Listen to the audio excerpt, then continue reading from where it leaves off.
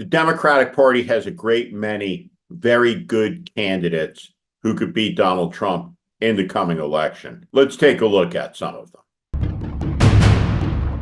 The most famous Democratic candidate on the field is probably California's Governor Gavin Newsom. The truth is, Gavin Newsom can't run for president as the Democratic nominee because the Democratic Party's record with regard to the cities on the West Coast is indefensible. Former New York Times columnist Nick Kristof has written about this, but this is the images of San Francisco and Los Angeles and Portland and Seattle today. The Democrat that can beat Trump is a governor and a fresh face. Let me put some of them up. Gretchen Whitmer is a winner. Wes Moore is a winner. Josh Shapiro is a winner. Mitch Landrieu could beat Donald Trump.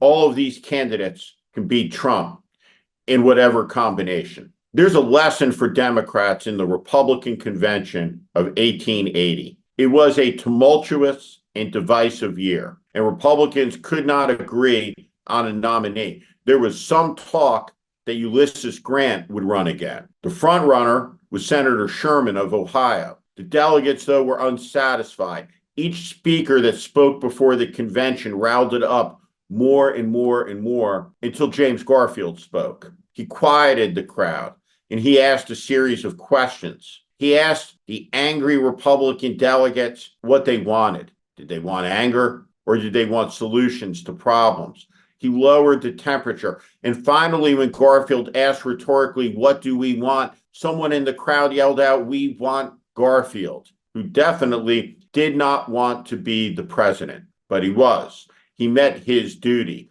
What Democrat out there is prepared to meet their duty? And it doesn't have to be a person from politics. The Democratic Party must put forward a nominee who can defeat the fascist threat that has manifested itself in the MAGA extremist movement. There is a 900-page playbook to annihilate American democracy in the first 100 days. It's real. It's true. Donald Trump is surrounded by people who over and over again talk about using the power of the state to inflict violence on the citizen. Joe Biden tried to make the point during the debate about the outrageousness of a president of the United States threatening the American people, the country, like a Casa Nostra boss, like a mafioso, like John Gotti, going to lock up opponents. Are you kidding me? But the singular feature is the president can't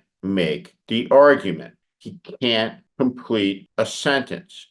And his vice president, who is also unelectable, can't answer the most basic and predictable questions about his fitness. Let's watch this from Anderson Cooper, and then I will answer the question.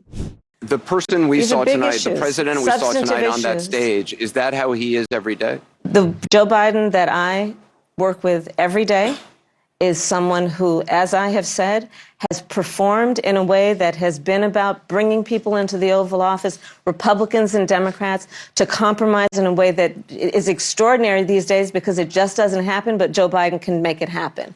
This is exactly what they see in the room, what they see in the meeting. It's what foreign leaders see, and it's what foreign adversaries say. And do you know what that makes Trump's argument? It makes it the first legitimate, incredible thing the man has said in almost 9 years. Trump is right when he talks about the president's enfeeblement. And it's the only truthful thing he says in 90 minutes of lying, a fusillade of lies, non sequiturs, and nonsense.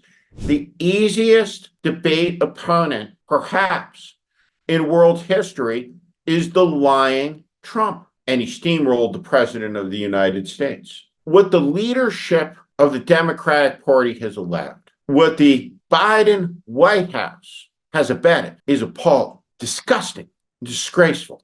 The country matters more than Biden's ego. Every Democrat in this country should be irate. And every person who's sitting in those green rooms having those conversations in Washington, who goes on camera and who says, this man is FDR, should be ashamed of themselves. The CNN panel said it all. look at David Axelrod's face. Donald Trump is winning the election, and the poll numbers, by the time this weekend ends, will drop for Biden. And then they'll drop some more early next week, and then some more. Maybe Gretchen Whitmer doesn't want to be president. Maybe Wes Moore doesn't. But out there is somebody who is ready, who's willing, and able. And that person should be the Democratic nominee. So the Democratic Party has a chance. Because if Joe Biden is at the top of the ticket, what will cascade down ticket is electoral Armageddon. There is a chance and plenty of time to stop it. All the president has to do is say the following words: I will not accept my party's nomination to serve another term as your president. And then we will see one of the most invigorating, exciting, refreshing chapters in modern American politics as the Democratic Party assembles a coalition of Americans to defeat the greatest threat to our country since the Confederate States and Nazi fascism. And that's MAGA extremism. This moment requires daring, conviction, and now there is a price to pay for the willful, deliberate denialism. Biden took a gamble. He did this debate almost 2 months before the convention. While there is still time to replace him, he threw the ball down the field right into the hands of the defender. Now it is what it is. His presidency ended last night. Even if he was to win, he is a lame duck on hour one. He seems aggrieved, small, and angry. He wants credit for the things he's done. And the truth is, he deserves credit for much of what he's done. But he's not Franklin Roosevelt, and he's not a great president.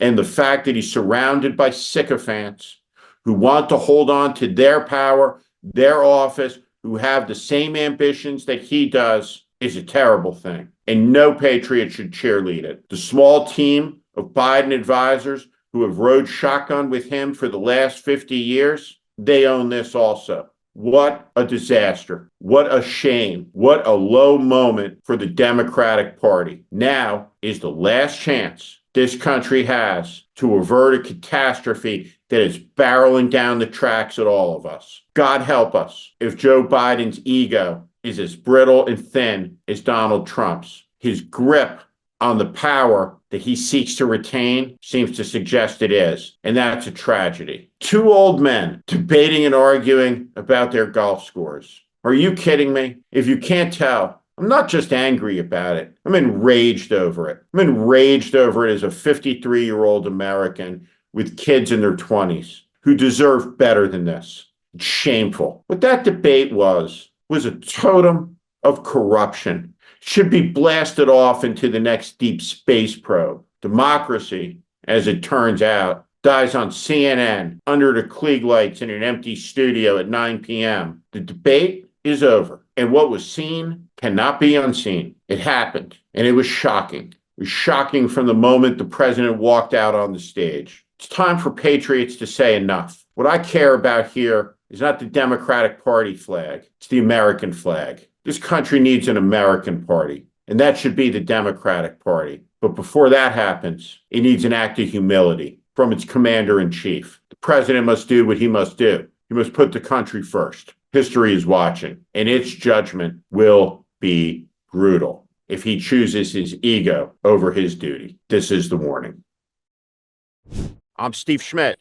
This is The Warning, and I invite you to subscribe on our Substack, on our YouTube channel. Follow us. Welcome to the community.